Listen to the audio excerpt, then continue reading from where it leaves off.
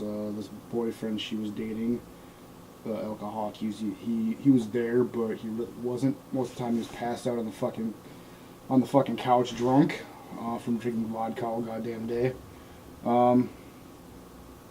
I was kind of an impressionable kid.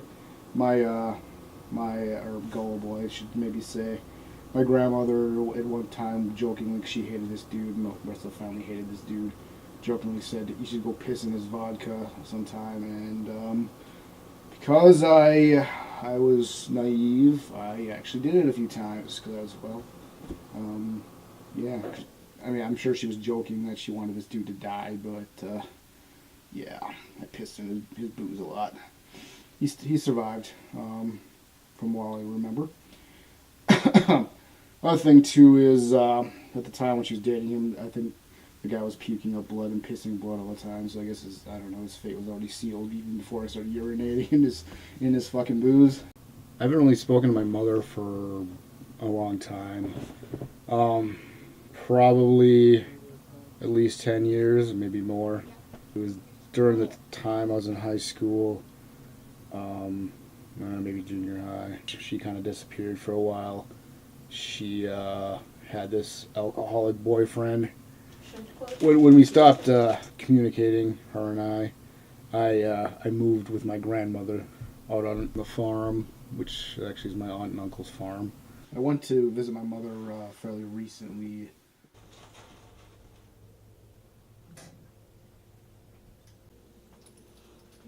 Oh.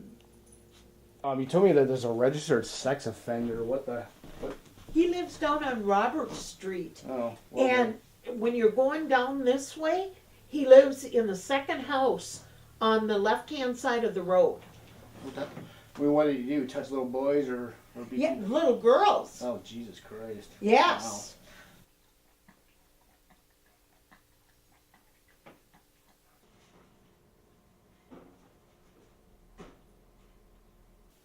I still can't believe, well, we're babysitting for him. I should wipe this off. Well, Tanner, you need this other chair too, Dan. Yeah.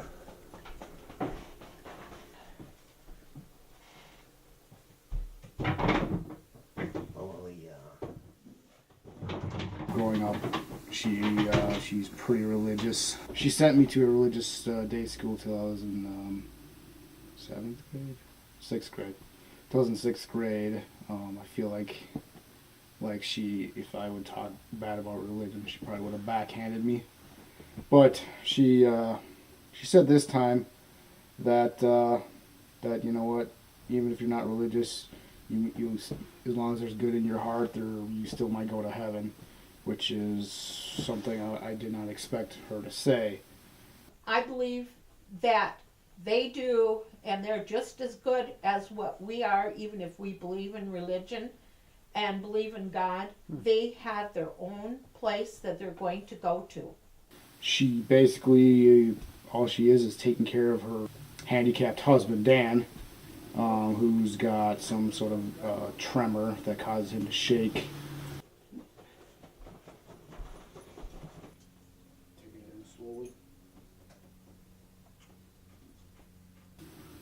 So it's kind of a weird contrast from how I remember her. I was left alone a lot as a kid, so I kind of had to take care of myself, or learn to kind of take care of myself. We lived in a trailer court. It was a small, very low-income one in Hutchinson, Minnesota. There wasn't really any kids I could hang out with, because it was kind of on the outskirts of town. There might have been a few, but I don't think we really got along, so really I didn't really have many friends, other than people in school, but usually, when summer came, I was usually by myself, so I played with myself a lot. No pun intended. I don't know, what I ended up having to do with myself is I read a lot of books. I think that's kind of what guided me somewhat toward the arts. Also, I watched a lot of movies. Movies and books were kind of my babysitter when I was a little kid. I would sometimes steal money from her. When she did have money, and she would probably take 20s out of her purse all the time just to go buy shit, rent movies, buy books, buy food sometimes because she wouldn't leave enough food in the house. My mother lost 2 houses. She never really taught me to clean, so that's one thing that I kind of suffered for later in life when I moved out on my own, having roommates, and I would never clean up anything. Stuff on the bedroom floor was as high as the mattress on the bed. You couldn't even walk around the bed. And the rest of the house was just full of junk, mouse poop and everything else. There's rotten meat in the freezer. Yeah, she let the trailer house get condemned. And the electricity was off and everything, so everything in the refrigerator was rotten.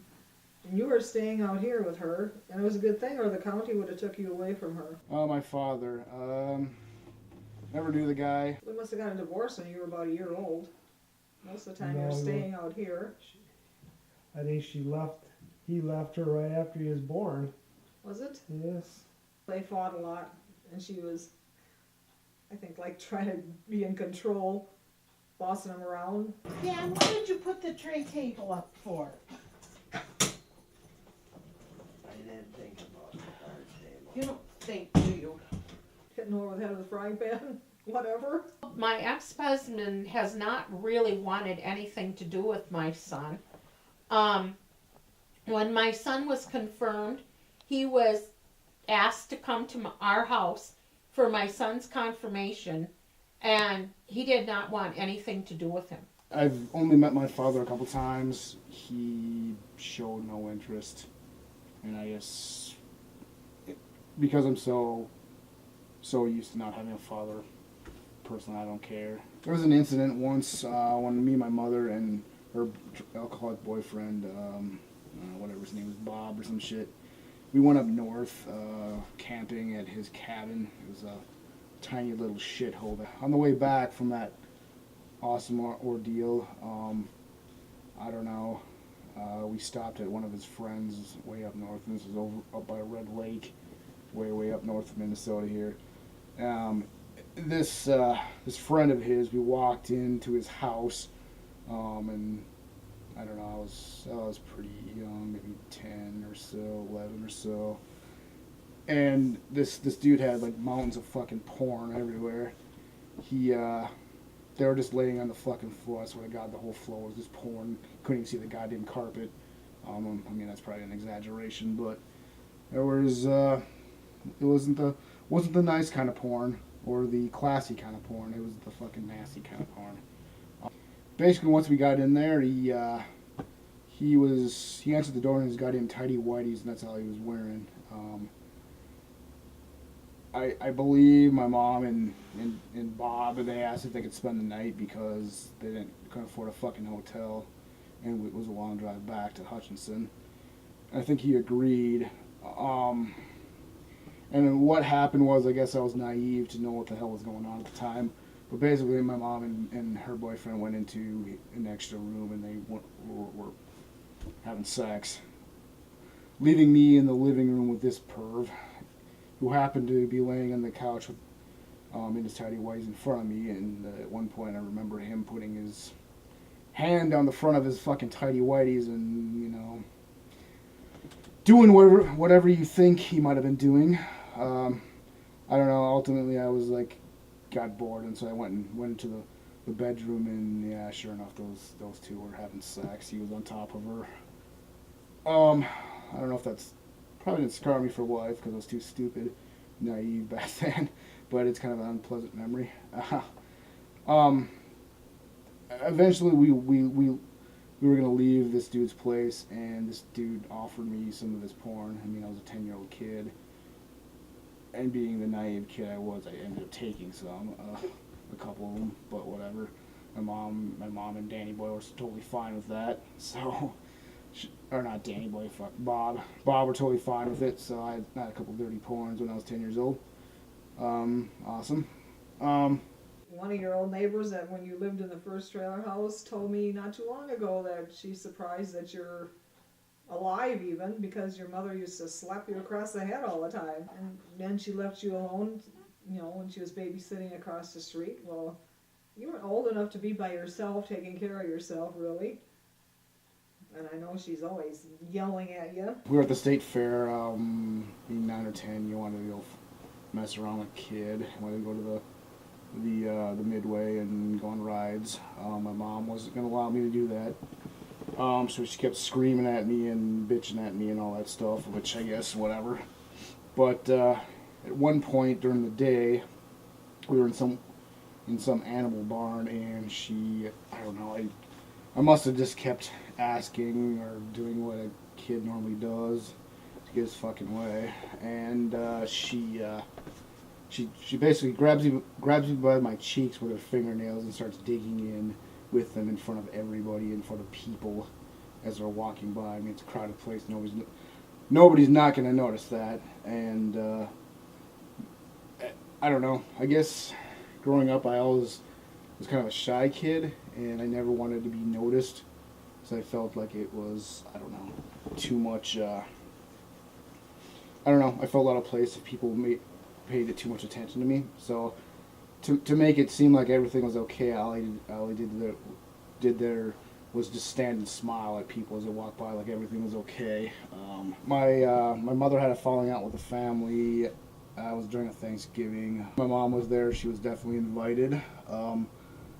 For some reason that day she was, ready to fight or wanted to fight or pick a fight or something like that. I think she kind of felt left out. Well, there's no reason why she couldn't come in the kitchen. I mean, it's a trailer house. It's not that far apart. My mother always wanted to be the center of attention, but she wasn't getting it that day.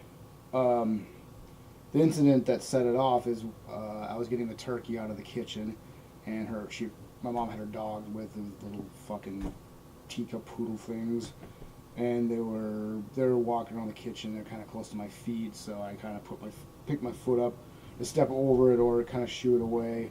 She looks over, she flips the fuck out. And then she got mad and she started having a real hissy fit. And then she was going to leave. She told Annie she was going to leave, and then she went in the kitchen or in the living room to get her purse and stuff. We were all like bitching at her and telling her we don't care and all that shit. So I go sit down in the living room, and she comes over to grab her purse, and she raises her hand like she's gonna backhand me across the head, and other family members step in and say you better not hit me or whatever. I would say it was mean, hitting you and yelling at you and embarrassing you in front of everybody and not really taking care of you decent. She had always Bob the alcoholic living with you. She wasn't really taking care of you decent. And if we would have known what was going on, we would have made sure that you came out here and stayed with Grandma. We wouldn't have let you stay there. You shouldn't have been staying there with them. This issue of me and my mother, I know for a fact it's not going to be resolved anytime soon. And I think it's probably for the best.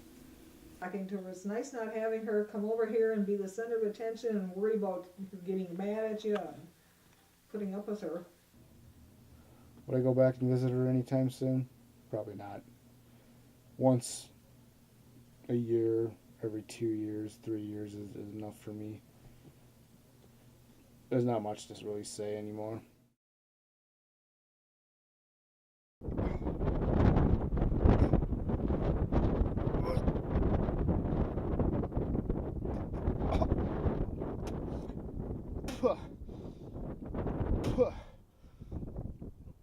But there's a lot of Somalians in this town. Oh, jeez. Uh-oh.